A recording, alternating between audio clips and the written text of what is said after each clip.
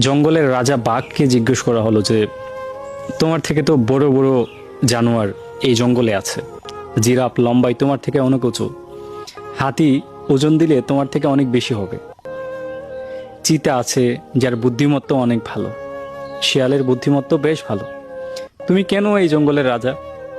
বাঘ বলল যে I don't know why, but আমার কাছে মনে হয় যে আমি এটার দাবিদার। এই যে ও বলল যে আমি এটার দাবিদার, এই সিম্পল ওয়ার্ড, এই simple sentence can change your life. এই নিজের ভেতরে আত্মবিশ্বাসটা তৈরি করা মানেই হচ্ছে আপনি চ্যাম্পিয়ন।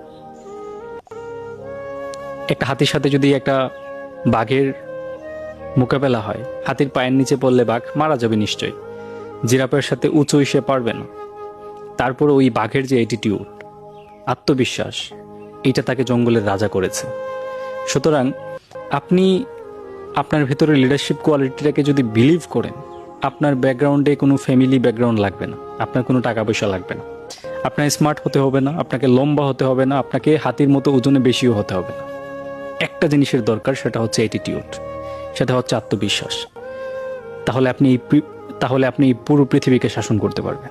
আত্মবিশ্বাস যখন আপনার ভেতরে চলে আসবে, তখন কে আপনার থেকে দৈহিকভাবে বড়, কে লম্বা, কে উঁচা, এগুলো কোনো ম্যাটারই করবে না। এজন্যে make your attitude and rule the world.